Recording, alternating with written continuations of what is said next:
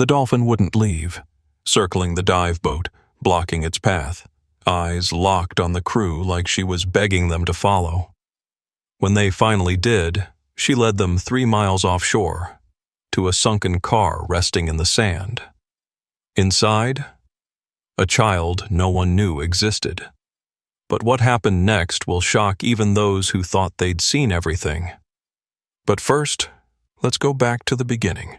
The morning sun had barely cleared the horizon when Tyler cranked the throttle of the Sea Fox skiff, its fiberglass hull slicing cleanly through the still, salt-sweet waters of the Florida coast. It was the kind of dawn divers dreamed about.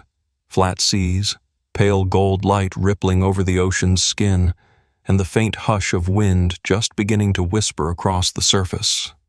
But none of that registered. Not today. All Tyler could think about was the Dolphin. That Dolphin, pacing the docks again.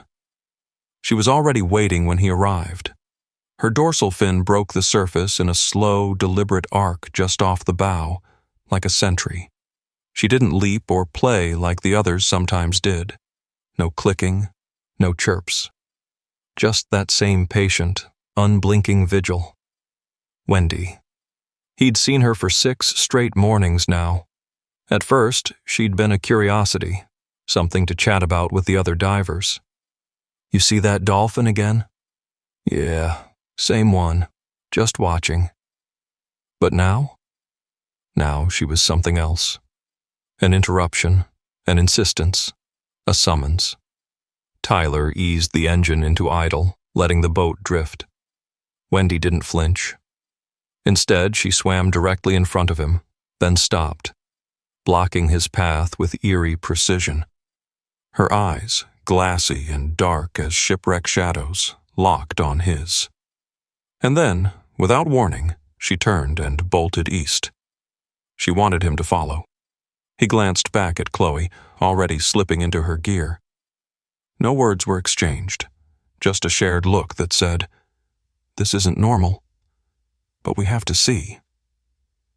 Wendy led them with desperation in every movement, her body carving crescents through the waves.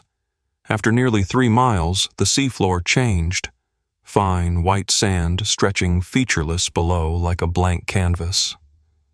Tyler dropped anchor. Wendy stopped, hovered, then dove, sharp and vertical. He went after her. Visibility was fair but colorless, a muted haze of green and gray. At 20 feet, the silhouette emerged, a shape that didn't belong. Angled, misshapen, swallowed by silt and algae. A car. Tyler's breath caught. Its roof was crushed in on one side, barnacles thick along the wheel wells. A trail of sediment curled from the tailpipe like smoke.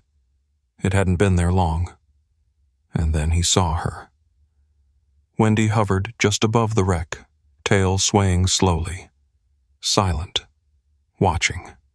She didn't move, didn't blink, didn't leave. Something in Tyler's gut turned cold. This wasn't a coincidence.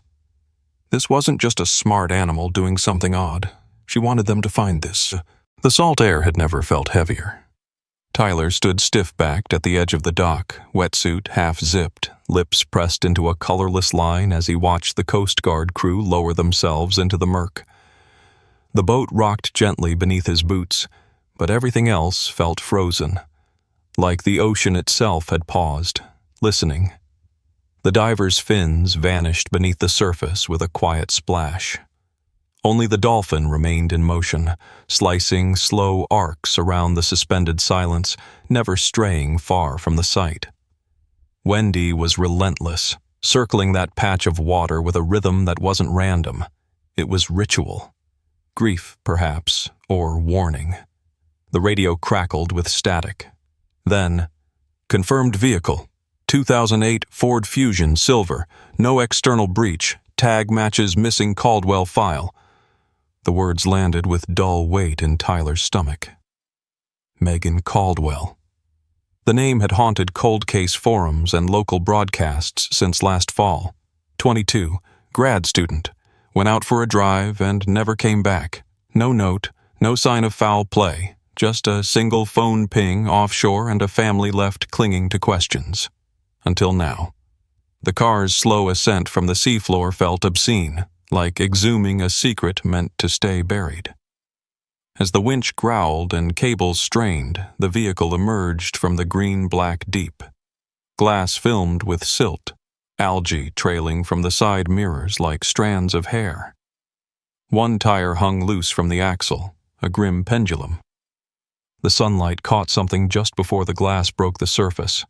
Streaks on the rear window. 4. Tyler stepped closer, heart hammering. Chloe whispered, "Handprints." Inside the fogged rear glass, 4 tiny prints. Pale, smeared, as if clawed into place. Small, wrong. The divers exchanged glances, grim. No one spoke. The trunk remained sealed. The doors refused to budge. It wasn't until the forensic team arrived and peeled the shell open like a rusted can that the air itself seemed to retreat from the boat. 2 forms, 1 adult, 1 child. The woman, confirmed later as Megan, was buckled in, face turned toward the passenger side, bones long surrendered to the brine. But the child, no older than 2, was cradled in the back seat, limbs curled as if still seeking comfort. Mummified, preserved in salt and sealed air. A pacifier lay wedged between the seats. A yellow bib clung to his collarbone, its faded print reading, "Sunshine Boy." The record said Megan had no children, no prenatal history, no boyfriend, no scandal. Nothing. Nothing that made sense. And yet, there he was. And just beyond the boat, the Dolphin surfaced once more. She didn't chirp or whistle. She wept. The headlines moved like wildfire, but Tyler didn't need the news to tell him what his instincts had whispered all along. This wasn't a tragedy. It was a cover-up. A concealment wrapped in silence and salt, built brick by brick on reputation, power, and the soft-spoken menace of men who made consequences vanish. Aaron Whitmore had always played the camera like a violin. Polished suits, smooth speeches, his wife always on his arm with that smile tight enough to crack enamel. A public darling in a red tie. Family man, veteran, environmentalist. The kind of man who cut ribbons at children's hospitals and posed with dolphins at marine sanctuaries. The kind of man voters liked to believe in. But behind closed doors, Megan Caldwell had been his secret. A graduate student researching marine acoustics, she had met Whitmore during a policy panel at Gulf Coast University. She'd been intelligent, idealistic, articulate, and young. Far too young for a man like him. But that hadn't stopped him. What began as mentorship turned into late-night meetings, discreet hotel rooms, promises he would never make in daylight. And then she was pregnant. Her medical records, unearthed after a subpoena forced a hospital database search, told a quiet, damning story. No insurance listed. Emergency contact left blank. She had given birth under an alias in a private birthing center. No birth certificate filed. A child never meant to exist on paper. And yet he had. And now he was dead. When authorities extracted text messages from Megan's old cloud backups, the public saw a different woman. Calm, rational, begging for nothing more than acknowledgement. Not money, not drama, just truth. "You don't have to be in his life," she wrote, "but he has a right to exist." Whitmore's camp scrambled. Statements were issued. Deniability weaponized. No affair. No child. A fabrication. But denials only burned hotter when the footage surfaced. Grainy drone video from a Canadian tourist's GoPro accidentally catching a silver Fusion parked on a cliffside turnout. a black SUV trailing behind it, one figure standing beside the car, another behind the wheel. Then the car inched forward and was gone. The plate left no room for doubt. The timestamp confirmed it. Under mounting pressure, Whitmore resigned. No apology, no admission, just a 6-sentence statement and a shuttered office. But Tyler wasn't thinking about the politics. He was thinking about Wendy, about the way she'd waited, about how she'd known. It didn't make sense. Until an old marine biologist, gray-haired, wind-leathered, contacted Chloe. Wendy, she said, had lost her calf 2 years ago in a storm surge. She'd never left these waters since. The research station buzzed with a tension that felt reverent, almost sacred. This was no longer science. It was something older, deeper, something beyond charts and data points. The staff, marine biologists, sonar techs, animal behaviorists, had all gathered that morning not just to study Wendy, but to understand her, to translate the language of silence she had been speaking all along. They began with sound. Chloe uploaded recovered voicemails from Megan Caldwell's phone, intimate, ordinary fragments of a life now ghosted by tragedy. Megan's voice filled the underwater speaker system, softened by static and distance. "Hey, little man. Mommy loves you. We're almost at the beach, okay?" The change was immediate.